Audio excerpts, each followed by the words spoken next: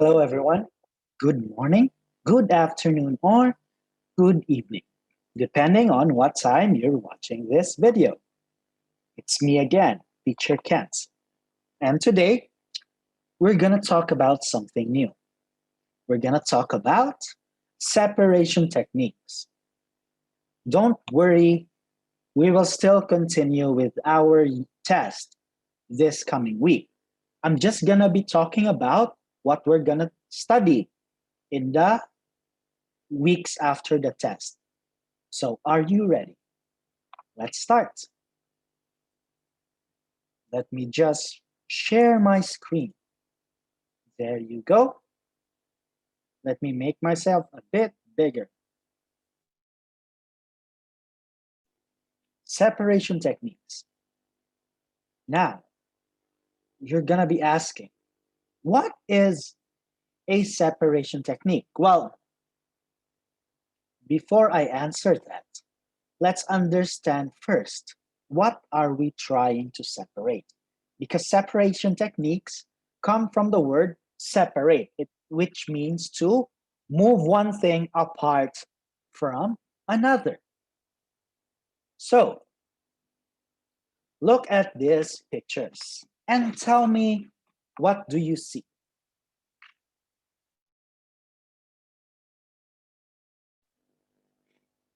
In the first picture, picture number one, you will see that it's a bowl of different types of nuts and peanuts. Okay? Can you see the bowl? And can you see the nuts and peanuts? Now, the second picture, we see it looks like rocks and soil and sand on the ground. Okay. And the third picture, what do you see?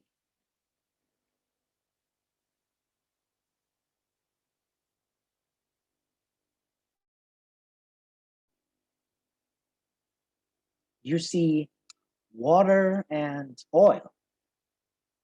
Well, they're not mixing together. Now, what if I tell you that separation techniques are the things we need to do in each of the pictures? For example, let's go here.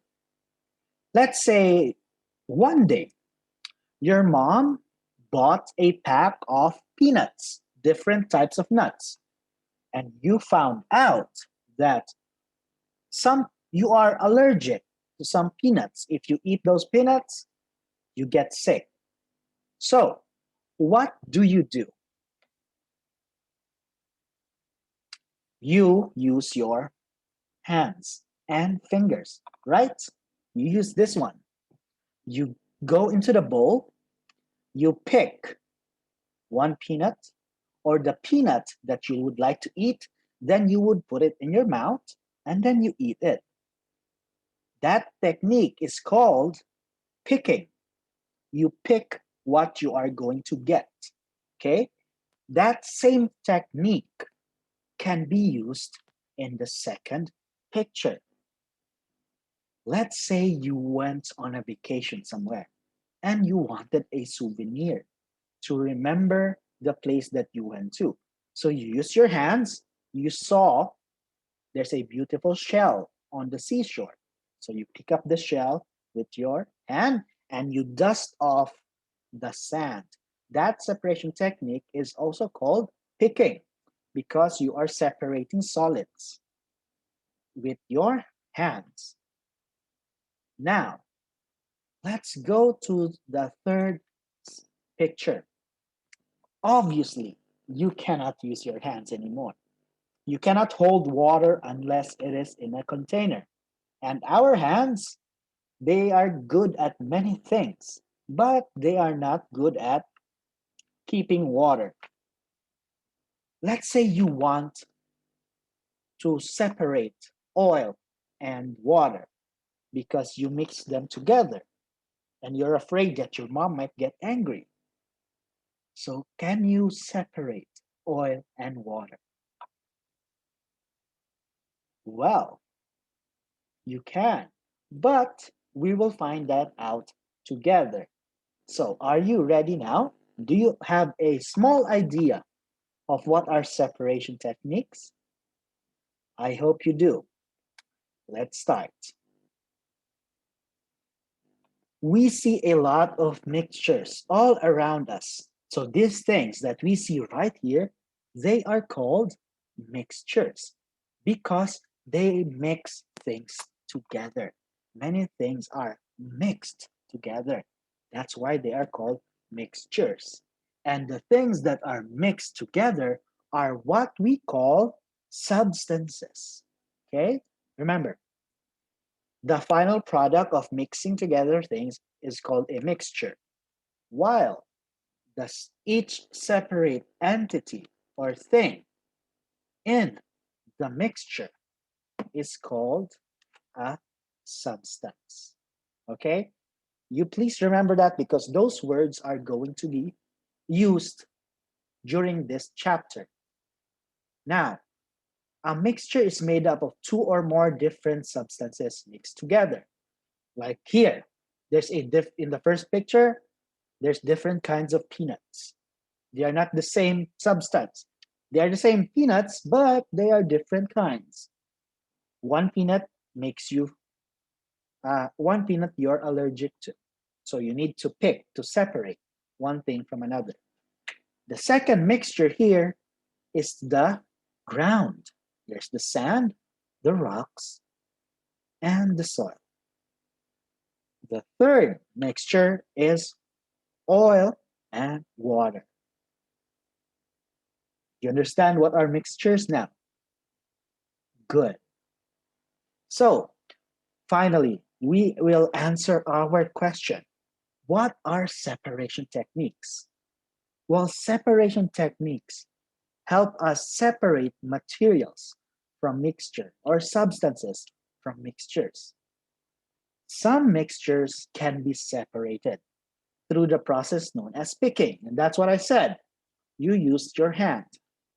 However, there is a limit to the objects that we can pick. For all others, we have different separation techniques.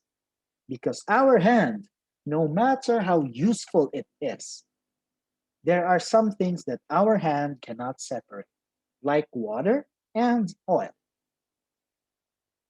So, by the way, we are gonna be grouping together different separation techniques. For today, I am going to be talking about the separation techniques between solids, okay? From solid to another solid, they mix together, but we can't use our hands to separate them. We'll talk about it right now. The first is sifting, okay? Sifting. Look at the picture. If you've seen your mother or your father try to cook what we call a cake, you have seen them sifting something.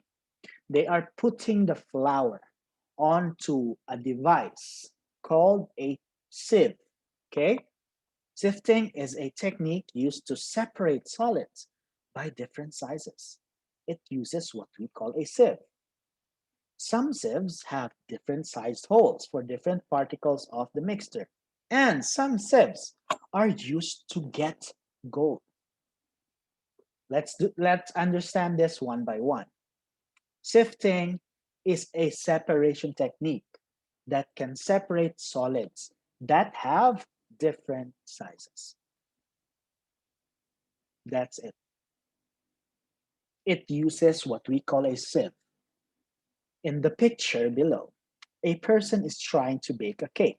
Now, when they are trying to bake a cake glass, they use what we call a flour. Not the one that you smell, but the one that you cook, the flour, Flour. And sometimes the flours, they tend to stick together. Some particles stick together, and you can't cook those particles. Because if you try to cook those particles, the cake will end up tasting like there's rocks in it or pebbles because some of the particles are actually pretty hard. So you use a sieve. What he does is he does like this. He moves it forward, backward. Or you can tap the sides like that. What happens is those small solids that can pass through the holes there will pass through, and the bigger ones cannot. So it will effectively separate solids that have different sizes. So how did people get gold using this? Well, do you know how people used to get gold in the olden times? A lot of people use sifting. They borrow the ground near water, probably in a river, and then they use a sift and they move the ground while it's running through water, and the what do we call this, the soil particles will be carried away by the water. The gold particles will stay because they are much more heavier and much more bigger than solid particles. That is how people used to get gold from sifting. Now let's go to the next separation techniques.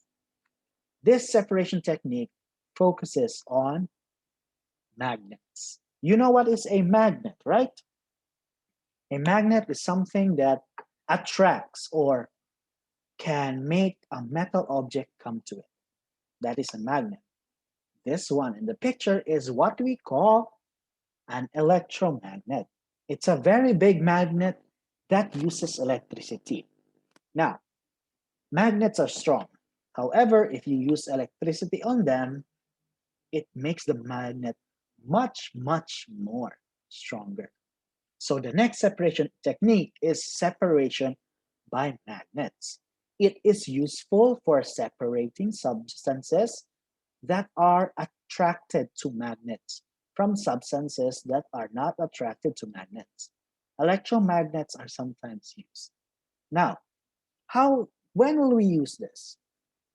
We use this when we try to separate our garbage, or the people that live or that work near the garbage recycling plants, the plants that try to recycle our own garbage.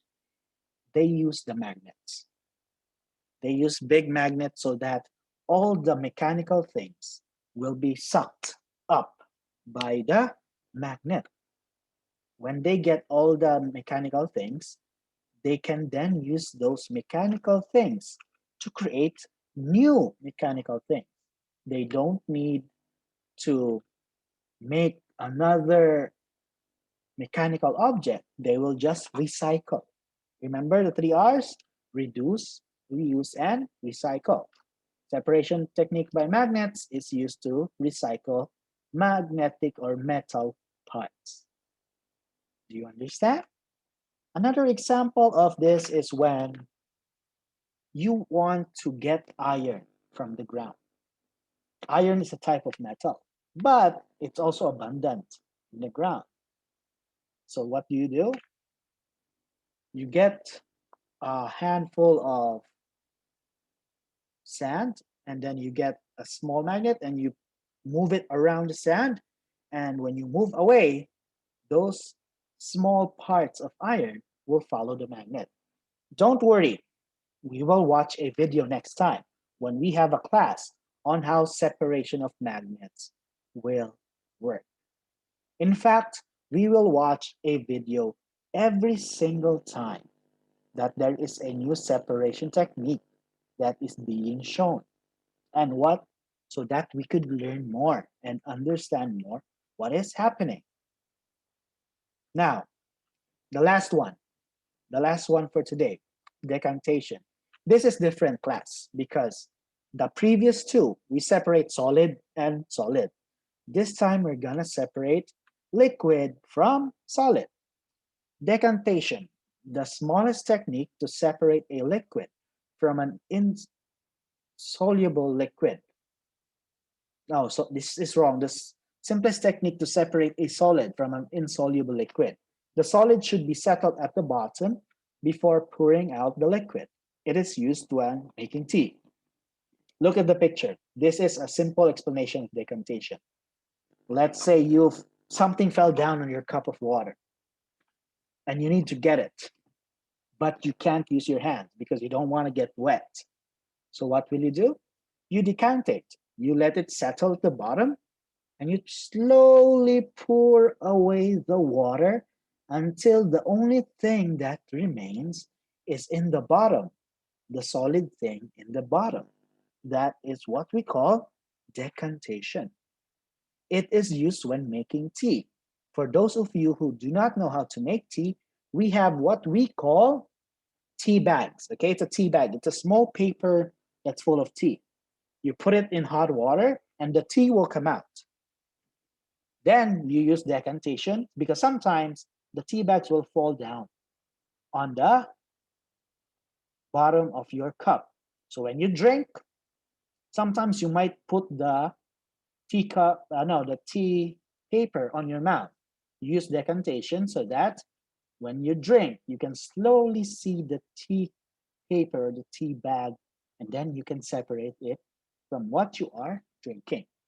But of course, there's a lot more uses of decantation, and we will tackle that next time. I hope you learned something new today, class. I will see you again later. Goodbye.